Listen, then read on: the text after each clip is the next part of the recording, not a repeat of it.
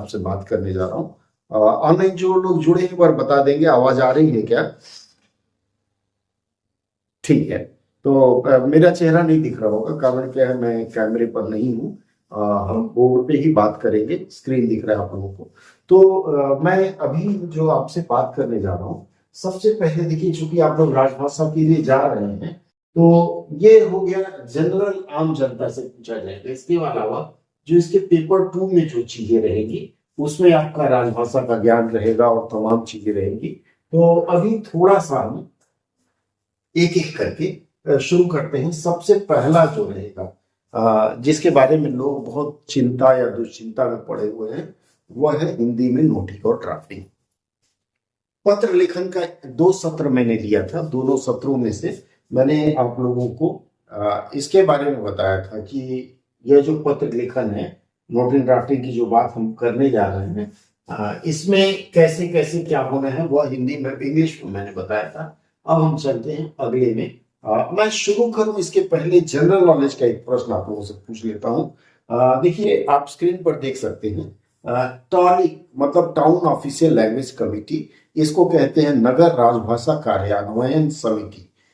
इसके बारे में आपसे यह जो प्रश्न है वह यह है कि टॉलिक का गठन निम्नलिखित में से किन किन देशों में किया गया है। आपके पास 1 मिनट का समय है, स्क्रीन पर पढ़िए और उत्तर लिख करके रखिए, फिर हम बात करेंगे। जस्ट 1 मिनट भी नहीं लगेगा, आप पढ़िए, बताने का प्रयास करेंगे। क्योंकि देखिए, आप लोग जो भी OICL के लिए जा रहे हैं, इसमें से मुख्य रूप से राजभाषा संबंधित प्रश्न भी रहेंगे, तो निसंकोच आप बताएंगे। जी बताइए। ऑप्शन बी गलत है, ऑप्शन ए ही सही है। नोट करके रखिएगा इसको कि मॉरिशस का जो पोर्ट लुई है, वहां पर संयुक्त अरब अमीरात दुबई है, वहां पर यूनाइटेड किंगडम अर्थात लंदन में है, फिजी और सिंगापुर। इन 5 देशों में भारत सरकार ने नगर राजभाषा कार्यान्वयन समिति बनाई है। नगर राजभाषा कार्यान्वयन, स्पीकर ऑफ रखिएगा, नगर राजभाषा कार्यान्वयन समिति की यदि मैं बात करूं, तो यह एक समिति होती है जो उस नगर के सरकारी कार्यालयों, केंद्र सरकार के अधीनस्थ जो कार्यालय हैं। राठौर जी स्पीकर ऑफ रखें, स्पीकर ऑफ रखिए प्लीज।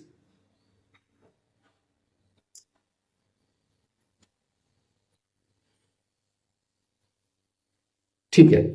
तो विदेशों में भारत के बैंक हैं, दूतावास है, कुछ और इस तरह के कार्यालय हो सकते हैं, विशेषकर बैंक ही हैं, तो उनके अंदर भी यह बताया गया है कि पोर्ट लुई वगैरह में 5 जगह, नोट करके रखिएगा। उसके बाद एक और प्रश्न है कि पत्राचार का लक्ष्य, मैं बाद में आऊंगा। मैं आगे शुरू करूं इसके पहले एक छोटा सा संस्कृत में श्रीमद् भागवत गीता का एक श्लोक है, उसका एक संदर्भ देना चाहूंगा। 18वें अध्याय का श्लोक 61 है।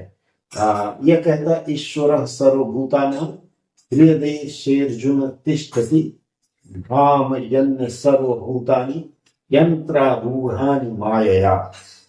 कहने का मतलब यह है कि जिस तरह से यहाँ भगवान श्री कृष्ण ने अर्जुन को समझाया है कि हे अर्जुन, ईश्वर सभी प्राणियों के हृदय में स्थित है और अपनी माया से उन्हें ऐसे घुमाता है मानो ये यंत्र पर चढ़े हैं। यदि हम वर्तमान संदर्भ में, आप राजभाषा के संदर्भ में अगर देखें, तो हमारे विचार से कि भारत का संविधान यह वह यंत्र है जो समस्त भारतीयों को, भारत के समस्त राज्यों को एक साथ घुमाया जा रहा और चलाया जा रहा है। और इसी संदर्भ से उपजा, भारत के संविधान से उपजा भारत की राजभाषा के नियम अधिनियम है, जिसको मान करके राजभाषा कार्यान्वयन की कार्रवाई की जाती है। आपने देखा होगा, नीचे मैंने लिखा है, समस्त सरकारी तंत्र भारत के संविधान से चलता है और इसे मानना हमें जरूरी है। अब हम आते हैं टिप्पण आलेखन की बात। सबसे पहले टिप्पण आलेखन की बात, स्लाइड देख लीजिए, फिर हम बात करेंगे खुल के। सबसे पहले देखिए, इसमें आता है मूल पत्राचार। मूल पत्राचार क्या है? जैसे मान लीजिए आप किसी ऑफिस में काम करते हैं, आपको NICL, OICL कहीं भी नौकरी मिल गई है, आप अपनी ओर से कोई जवाब नहीं, आप अपनी ओर से अगर कोई चिट्ठी किसी को भेजते हैं तो वह मूल पत्राचार माना जाता है, स्वतः स्व प्रेरण से। मान लीजिए आपको एक विज्ञापन देना है कि भारत की आजादी का 75वां वर्ष चल रहा है, इसकी समाप्ति साल 76 शुरू हो जाएगा, इसकी समाप्ति पर हम लोग एक आयोजन कर रहे हैं। यह विज्ञापन आप अपनी ओर से जारी करते हैं तो वह मूल पत्राचार कहा जाएगा। तो इसमें आता है जो आप अपनी तरफ से, मैं फिलहाल क क्षेत्र में नहीं हूँ, ग क्षेत्र में हूँ। आपको पता है राजभाषा के अनुसार भारत को 3 भागों में बांटा गया है, क, ख और ग। क क्षेत्र में ऐसे राज्य आते हैं जो राज्य हिंदी में ही अपना कामकाज करते हैं या जिनकी राजभाषा हिंदी है, जिसमें अंडमान निकोबार द्वीप समूह के अलावा दिल्ली, या आप भारत के अगर मानचित्र को बांटें तो दिल्ली, हरियाणा, उत्तर प्रदेश, उत्तराखंड, ये क क्षेत्र में आएंगे। ख क्षेत्र में ऐसे राज्य आते हैं जिसमें हिंदी भी चलती है, उनकी भाषा चलती है, जिसमें चंडीगढ़ है, आपका गुजरात है, महाराष्ट्र है, इस तरह के राज्य हैं। और ग क्षेत्र में क और ख के अलावा जो भी प्रदेश हैं वो ग में है। आप कह सकते हैं कि नॉर्थ ईस्टर्न जितने भी स्टेट्स हैं ग में आते हैं, दक्षिण के जितने हैं ग में आते हैं। और पश्चिम की बात करें हम लोग, पश्चिम बंगाल, उड़ीसा, तो ये भी ग क्षेत्र में आते हैं। तो इसमें पत्राचार का जो लक्ष्य है, सबसे पहले टिप्पण का मतलब होता है फाइलों में जो हम लिखते हैं उसको टिप्पण कहते हैं। तो आपके ग क्षेत्र में लक्ष्य है 35% का, और उसके बाद आलेखन मतलब पत्राचार की बात करें तो यह 60% का है। आप अपने ग क्षेत्र में भेजें या बाहर के क्षेत्रों में भेजें, इसका यह लक्ष्य है। अब टिप्पण आलेखन जो किया जाता है, सॉरी ये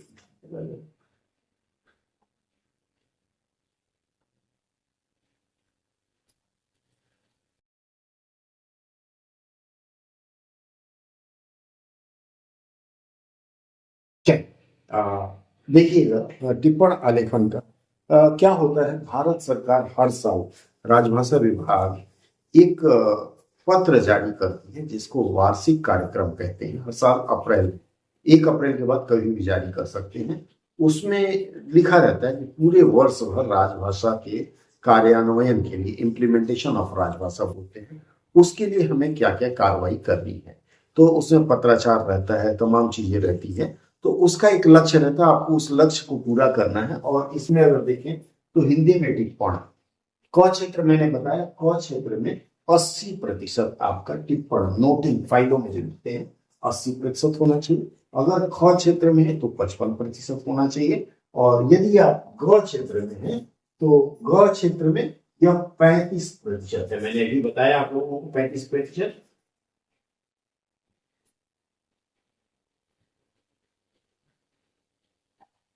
अच्छा, मैं एनोटेट कर रहा हूँ, स्क्रीन पर दिख रहा है तो बताइएगा। मैं स्क्रीन पर लिखने की कोशिश कर रहा हूँ, दिखेगा तो बताइएगा। दिख रहा है? ठीक है, तो ठीक है। तो यह मैंने बताया क क्षेत्र से, क क्षेत्र को यह पत्राचार का लक्ष्य मैं बता रहा था। किसका लक्ष्य बता रहा था? स्क्रीन बदल गया। हाँ, मैं आपको बता रहा था हिंदी में टिप्पण जो लिखना है वह कहाँ लिखना है? क क्षेत्र में आपको 80% लिखना है। क क्षेत्र में आपका 80% है, ख क्षेत्र में मैंने बताया 55% और ग क्षेत्र में 35%। यह आपके ऑब्जेक्टिव प्रश्न में आ सकता है। बहुत ज्यादा नहीं टच करूंगा, 10 मिनट इसमें बात करूंगा मैं। हिंदी माध्यम से प्रशिक्षण, हिंदी माध्यम से प्रशिक्षण की बात होती है कि कार्यालय में प्रशिक्षण ट्रेनिंग प्रोग्राम ऑर्गेनाइज किया जाता है। उसमें जो प्रशिक्षण सामग्री बनाई जाती है या बातचीत किया जाता है, उसका कहना है कि 75% आपका हिंदी में होना चाहिए। उसके बाद अगर आप ख क्षेत्र में हैं तो 65% और ग क्षेत्र में तो 35% होना चाहिए। इसी तरह से हिंदी टंकण करने वाले कर्मचारी एवं आशुलिपि की भर्ती, यह बहुत गूढ़ प्रश्न, बहुत कम चर्चा में आ पाता है। मतलब जो भी भर्ती हो रहा है उसमें हिंदी टाइपिंग, टंकण मतलब टाइपिंग हो गया, और आशुलिपिक का मतलब हो गया शॉर्ट हैंड जानने वाले कर्मचारियों की भर्ती क क्षेत्र में है 80% होना चाहिए। अगर यह ख क्षेत्र में तो 70% होना चाहिए और ग क्षेत्र में भी 70%। अर्थात अगर आप 10 लोग लेते हैं तो 10 में से अगर क क्षेत्र में तो 8 आदमी आपको हिंदी टाइपिस्ट लेना है। मैं बताऊंगा आपको कि अगर कैरियर के रूप में किसी को लेना है जो 12 पास करके आना चाहते हैं, हिंदी टाइपिंग सीख ले, वैकेंसी ज्यादा आती है। आगे बढ़ते हैं हम लोग। इसी तरह से डिक्टेशन, हाँ बोलिए, कोई कुछ कह रहा था? नहीं, डिक्टेशन क्या होता है? या फिर कीबोर्ड पर सीधे टाइप करना, स्वयं तथा सहायक द्वारा। डिक्टेशन का मतलब जैसे ऑफिसर बोलेंगे कि चिट्ठी का, वो ड्राफ्ट देते हैं, उनके स्टेनोग्राफर होते हैं, वो ड्राफ्ट लेते हैं और इस तरह से ड्राफ्ट लेकर के बाद में फिर चिट्ठी बनाई जाती है।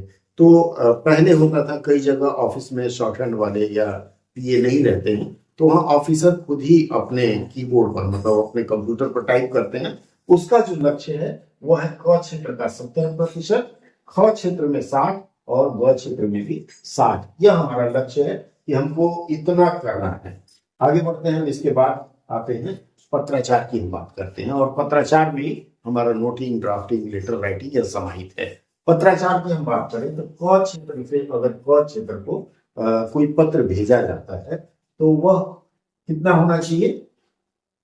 क क्षेत्र से क क्षेत्र वाला ढक गया है, क क्षेत्र से क क्षेत्र में 100% होना चाहिए।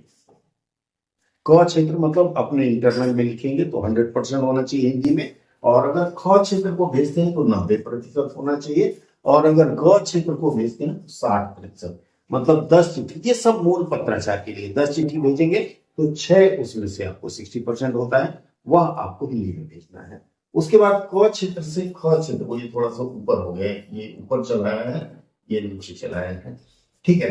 क क्षेत्र से अगर ग क्षेत्र को आप भेजते हैं तो क से ग का मैंने बताया कि ये 70 का है, ये 60 का है। इसी तरह से 1 मिनट, 2 ये हो गए, 3 ये हो गए, चौथा क क्षेत्र से अन्य क्षेत्रों में जो जाएगा वह 60 का रहेगा।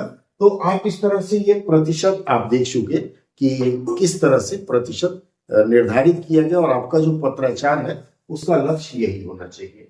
अब सबसे बड़ी जो बात आती है, हिंदी में ही क्यों पत्राचार हो, हिंदी में ही क्यों करें? तो हमें पता है कि सब कुछ पूरा भारत के संविधान से चलता है, और यदि हम संविधान को मानते हैं तो संविधान सम्मत हमको कार्य करना पड़ेगा। संविधान का ही अनुच्छेद है 343, जिसमें संघ की राजभाषा के बारे में बताया गया है। इसका अनुच्छेद 3 इसमें कहता है संघ के राजकीय प्रयोजनों के लिए और संसद में प्रयोग के लिए अंग्रेजी भाषा बनी रहेगी। कब तक बनी रहेगी? इन्होंने कहा है कि संविधान के प्रारंभ से 15 वर्ष की अवधि तक, 15 वर्ष समाप्त हो चुका है। हिंदी उसके बाद भी अंग्रेजी भाषा नियत दिन से ही, मतलब 15 वर्ष के बाद आपको फिर हिंदी के अनुपालन का प्रयास करना है। उसके बाद फिर अगला जो है वह संघ के उन सब राजकीय प्रयोजनों के लिए जिनके उस दिन से ठीक पहले प्रयोग में लाई जाती थी, तथा संसद में कार्य के संव्यवहार के लिए प्रयोग में लाई जाती रह सकेगी। यह अंग्रेजी को बने रहने की बात कही गई, ऐसा नहीं कहा गया कि अंग्रेजी हटा दिया जाए। पीछे कहा गया था अंग्रेजी चलती रहेगी, परंतु संघ और किसी ऐसे राज्य के बीच जिनमें हिंदी को अपनी राजभाषा के रूप में नहीं अपनाया है, पत्र आदि के प्रयोजनों के लिए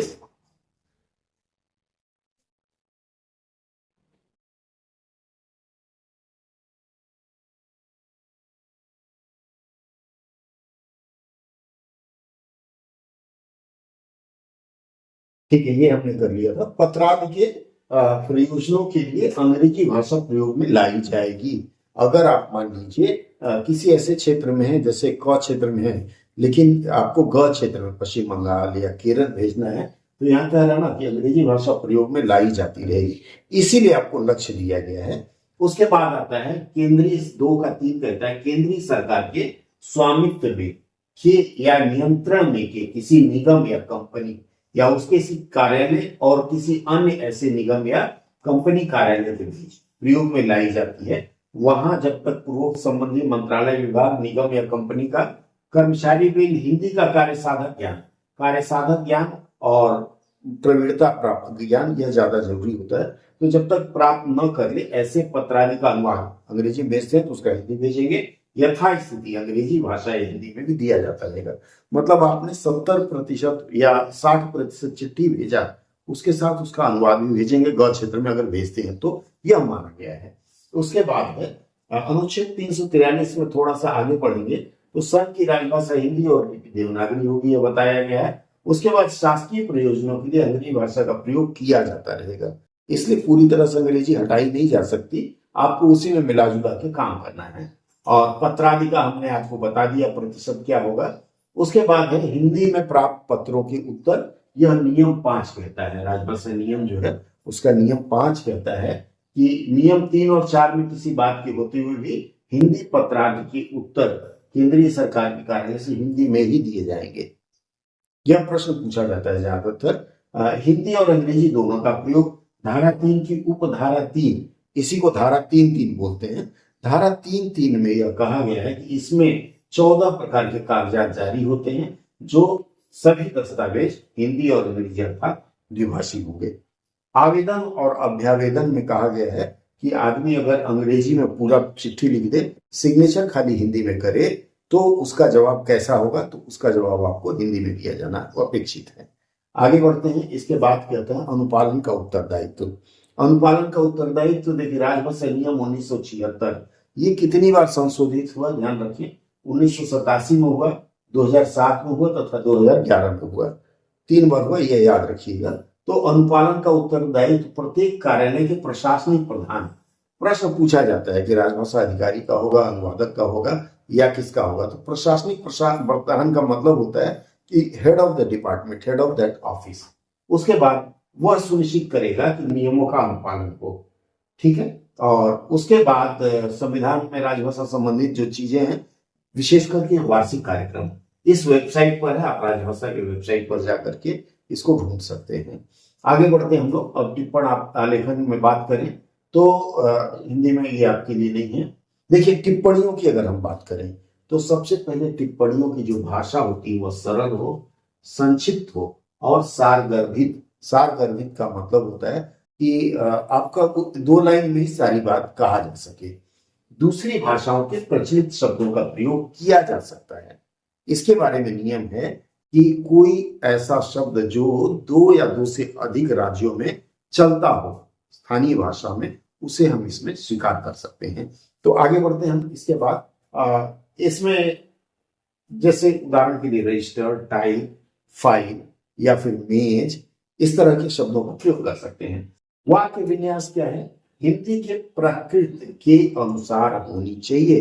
हिंदी की प्रकृति क्या है? जैसे चेक्स लिखा गया है, देखिए ये चेक्स लिखा गया है या बैंक्स लिखा गया है। हिंदी में क्या बहुवचन के लिए स का प्रयोग करते हैं? क्या एस का प्रयोग करते हैं? नहीं करते। हिंदी में अगर हम लिखें बालक, बालक और बालक गण, ये बहुवचन होगा। हम यहाँ बालक्स नहीं लिखते ना, जैसे बॉयज लिखा जाता है। लिखते हैं क्या बालक्स? लिखते हैं क्या? या फिर हम बोलिएगा, आप लोग बोलेंगे नहीं तो फिर मजा नहीं आएगा। लड़ काज ऐसे लिखते हैं क्या इंग्लिश का बॉयज? आवाज आ रही है तो एक बार बोलिएगा, नहीं बोलेंगे तो आना नहीं। हाँ, लिखते हैं ना? हाँ या ना? चलिए, आपकी आवाज नहीं आ रही, बहुत है। हाँ, तो ये जो चेक्स लिखते हैं, ये बैंक्स लिखते हैं, यह हिंदी की प्रकृति नहीं है। हिंदी की प्रकृति है चेकों, बैंकों, बालकों, बालक्स नहीं। लेकिन हम लोग ज्यादातर आजकल बहे जा रहे हैं भाव में, इसका ध्यान रखना। उसके बाद क्या कहता है, जो आपकी भाषा होगी वह सुसंस्कृत होगी। गाली नहीं देंगे किसी को, चाहे उसने भले ही आपको गाली दिया हो। आप गाली की जगह क्या लिखते हैं? अनपार्लियामेंट्री लैंग्वेज, ठीक है। तो सुसंस्कृत हो, सभ्य हो। और उसके बाद गलत बयान देने पर आपकी नौकरी जा सकती है। यह एक वाक्य का प्रारूप है। गलत बयान देने पर आपकी नौकरी जा सकती है, यह सही प्रारूप है। अब आप ऐसे नहीं लिखेंगे, गलत बयान देने पर आपको धक्के मारकर नौकरी से निकाल दिया जाएगा या धक्का देकर नौकरी से निकाल दिया जाएगा। यह सुनने में फालतू लगता है। शब्दों की मित व्ययिता होनी चाहिए, मतलब कंजूसी, शब्दों में भी कंजूसी करें। जैसे चर्चा करें, जरूरी नहीं लिखें कृपया आकर मिले, चर्चा करें। सिर्फ चर्चा करें लिख देने से आपका काम हो जाता है। मतलब जितना छोटा शब्द हो सके उतना अच्छा रहेगा, यह वाक्य हो सके। अब पत्र व्यवहार का प्रारूप मैं बता चुका हूं, फिर से एक बार। पत्र में सबसे पहले आता है लेटर, उसके बाद आता है अर्थशास्त्रीय पत्र, समय बताऊंगा एक एक करके। उसके बाद आता है ज्ञापन, ज्ञापन में कार्यालय ज्ञापन रहता है। और नॉर्मल एक ज्ञापन रहता है जिसको मेमोरेंडम कहते हैं या फिर ऑफिस मेमोरेंडम कहते हैं। उसके बाद आता है अनौपचारिक टिप्पणी। ये जो अनौपचारिक टिप्पणी है इसको इंग्लिश में अनऑफिशियल लेटर, यूओ, बेसिकली ऑफिशियल होता है लेकिन अनऑफिशियल उसको कहा गया, क्यों बताऊंगा। उसके बाद आता है पृष्ठांकन, इंडोर्समेंट। अंग्रेजी में मैंने इंडोर्समेंट नहीं बताया था, बाकी बताया था आपको। इसके बाद आता है प्रेस कम्युनिक बोलते हैं या प्रेस नोट। प्रेस नोट या प्रेस विज्ञप्ति, सबका अलग अलग प्रारूप होता है। स्क्रीनशॉट ले लीजिएगा एक बार। ठीक, चलिए हम आगे बढ़ते हैं। इसके बाद अगला आता है, उसके बाद आता है ऑफिस ऑर्डर, कार्यालय आदेश। उसके बाद आता है आदेश। उसके आदेश किसी व्यक्ति को दिया जाता है, कार्यालय आदेश कार्यालय में कार्यरत लोगों के लिए दिया जाता है। फिर होता है परिपत्र, सबको जानकारी के लिए भेजा जाता है। उसके बाद आता है रिमाइंडर, अनुस्मारक। और फिर एप्लीकेशन जो हम और आप भेजते हैं। स्क्रीनशॉट ले लीजिए। ठीक है, आगे बढ़ते हैं हम लोग। इसके बाद एक प्रारूप मैं दिखा रहा हूं, पत्राचार का प्रारूप दिखा रहा हूं। यह किसने लिखा होगा? ऑफिस ने लिखा है या किसी कर्मचारी ने? बताएं पढ़ के।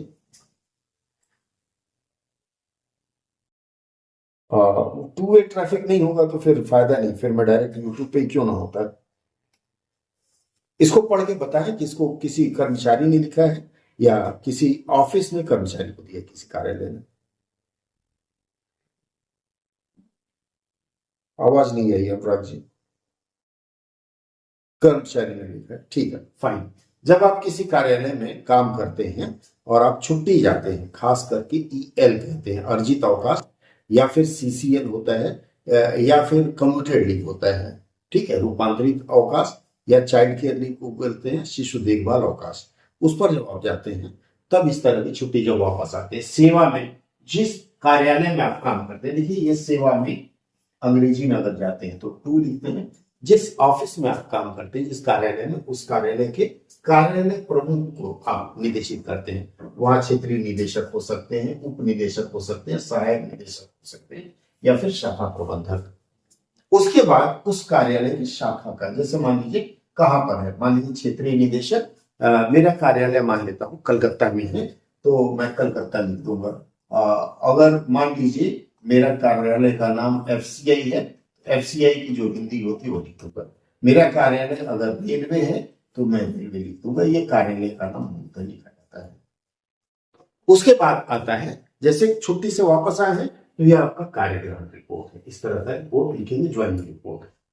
अब आपको पता है हमारे कार्यालय प्रमुख महोदय हैं या महोदय हैं। यदि आपके कार्यालय प्रमुख महोदय हैं तो महोदय, अगर आपके कार्यालय प्रमुख महोदया है, अगर आपके कार्यालय प्रमुख महिला है तो महिला, दोनों में से कोई एक लिखेंगे। आपको मालूम ही नहीं है कि महोदय हो सकते हैं या महोदया, डाउटफुल नेचर है अगर आपका तो आप दोनों लिख सकते हैं, वैसे एक लिखना सर्वोपरि है। उसके बाद लिखते हैं निवेदन है कि मैं, अभी देखिएगा मैंने देखा है ज्यादातर लोग जो आवेदन लिखते हैं वहां लिखेंगे आई राम भरोसे ऑफ हिंदू होटल 425 गली नंबर 1676।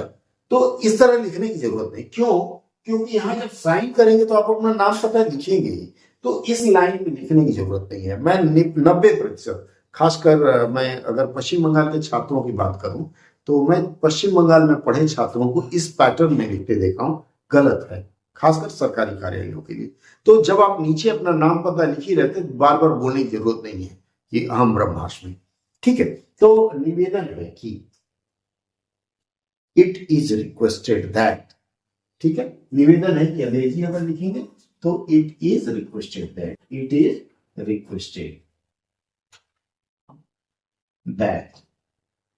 पर हम अंग्रेजी में सीख चुके हैं, हिंदी को करते हैं। मैं दिनांक इतना से इतना तक अर्जित अवकाश, जैसे मान लीजिए कल थी 23 तारीख, मान लीजिए 23/2 से 23/2/26 से लेकर के 25/2/2026, 25/2/2026 तक अर्जित अवकाश या फिर रूपांतरित अवकाश। बीमार पड़ते हैं तो डॉक्टर के सर्टिफिकेट के साथ जब जाते हैं तो उसको रूपांतरित कम्यूटेड लीव बोलते हैं, इसको CONNUTED कम्यूटेड लीव इसको बोलते हैं, कम्यूटेड लीव बोलते हैं। तो रूपांतरित अवकाश या चाइल्ड केयर लीव के उपरांत आज दिनांक, जैसे 25 के बाद आप 26 को वापस गए हैं तो ये 26/2/2026 पूर्वाह्न लिखते हैं। AM PM अंग्रेजी में चलता है, after anti meridian and post meridian. इसी तरह अपराह्न और पूर्वाह्न चलता है। पूर्वाह्न का मतलब 12 बजे से पहले यदि आप कार्य ग्रहण करते हैं तो वहां पूर्वाह्न लिखना है, 12 बजे बाद किए तो अपराह्न लिखना है। वो कार्यालय में उपस्थित होकर कार्य ग्रहण कर रहा हूं, कर रही हूं। लड़की है तो रही हूं, लड़का है तो रहा हूं। मेरा चिकित्सा प्रमाण पत्र अगर एप्लीकेबल है तो, अगर रूपांतरित अवकाश लिखते हैं तो, अन्यथा इसकी जरूरत नहीं है। मेडिकल सर्टिफिकेट संलग्न है। उसके बाद संलग्न यथोपरि साइड में लिखते हैं और फिर भवदी या भवदिया, अगर महिला है तो भवदिया। अब परीक्षा हॉल में अगर आप जा रहे हैं तो वहां अपने नाम नहीं लिखेंगे, वहां क्या लिखते हैं, क ख ग, क्योंकि ये रिस्ट्रिक्शन रहता है कि आप कहीं भी अपना नाम, अगर आपने पेंशन शीट में नाम लिखा है तब तो ठीक है, अन्यथा क ख ग लिखने का पैटर्न है। उसके बाद जो भी आप काम करते हैं उसके बाद आपका कोई अगर स्टाफ नंबर है या एम्प्लॉय आईडी है तो आप वह लिखेंगे, या आपका कार्यग्रहण रिपोर्ट होता है। आगे बढ़े, हाँ या ना, नोटेड? चाहिए तो स्क्रीनशॉट ले लीजिए। वैसे मैंने आप लोगों को इसका भी एक PDF दिया हुआ है। इसके बाद आते हैं सामान्य पत्राचार में। चलिए अब हम अगले पत्र की ओर बढ़ते हैं। आवाज आ रही है, एक बार और कंफर्म करिएगा।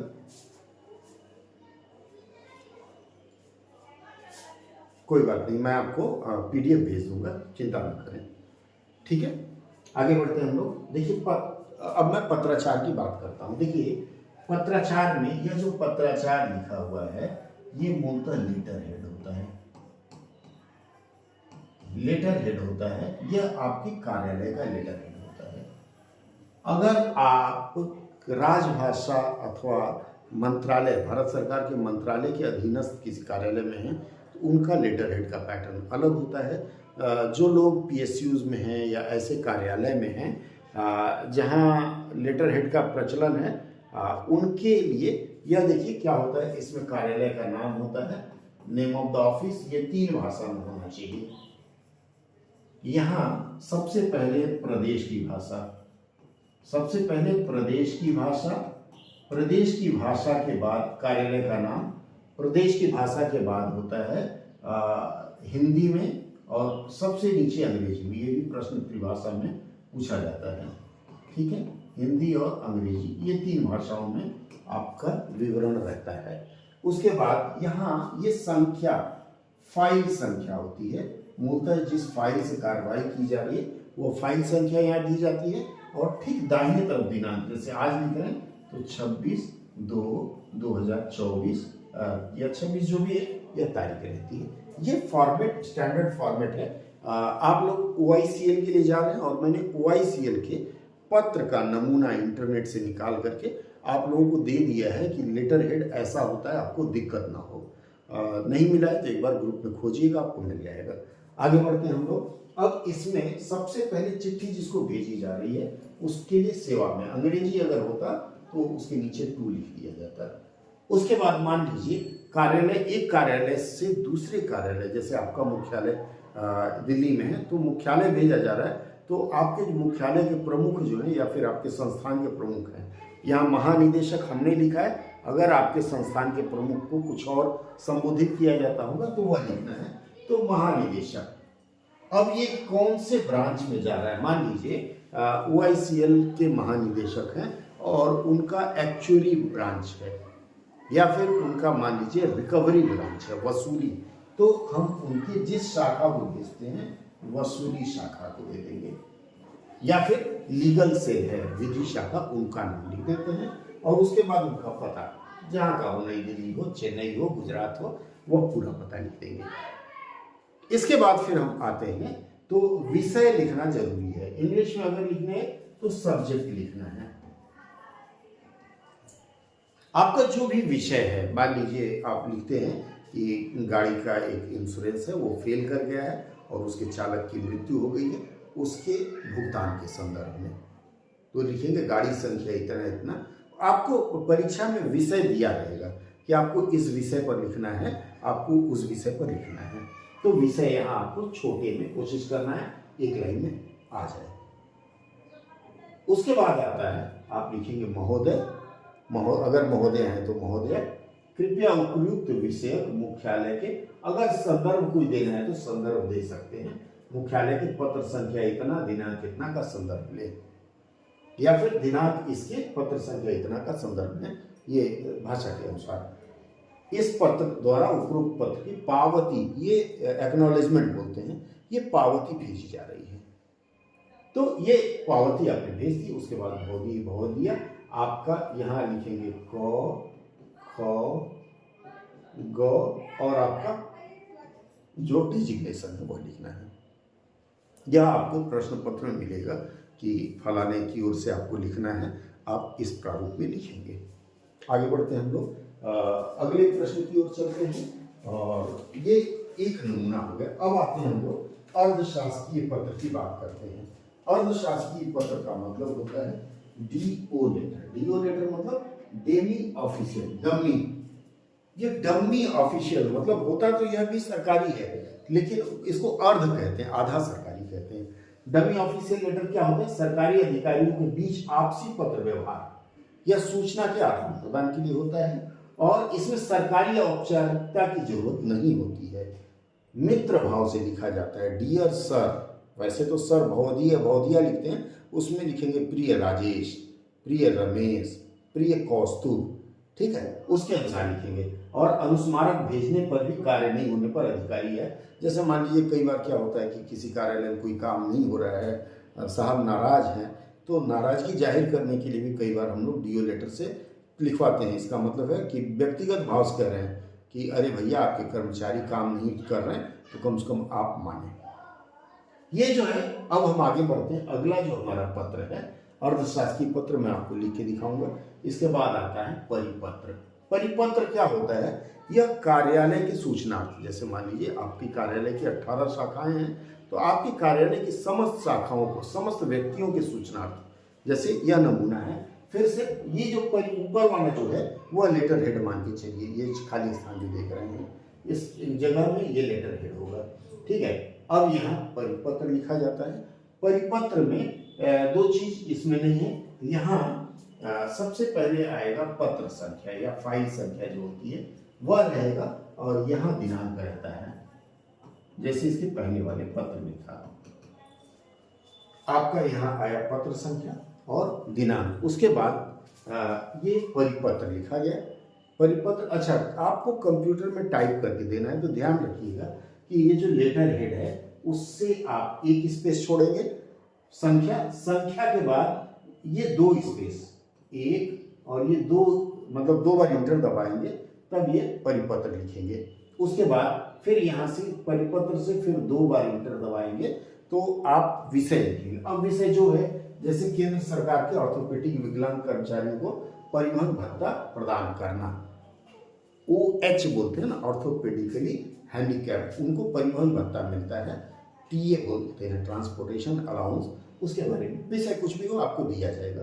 अब देखिए इसमें क्या है, जैसे बाकी पत्रों में यहाँ महोदय महोदया लिखा गया है, यहाँ महोदय महोदया नहीं लिखा जाएगा।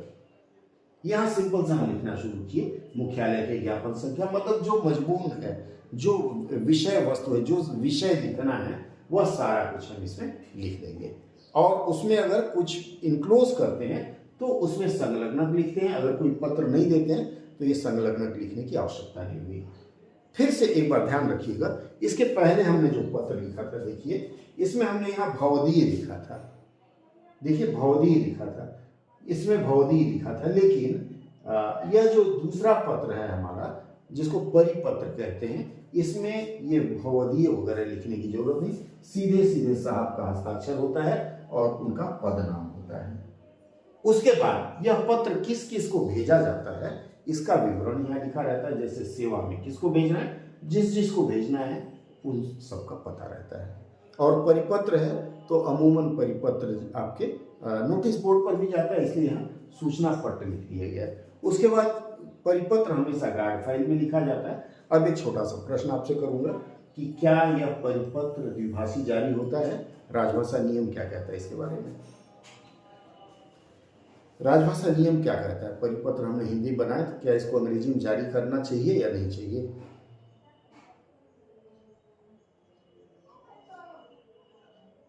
बिल्कुल। क्यों? क्योंकि यह धारा 3(3) के अंतर्गत आने वाला कागजात है।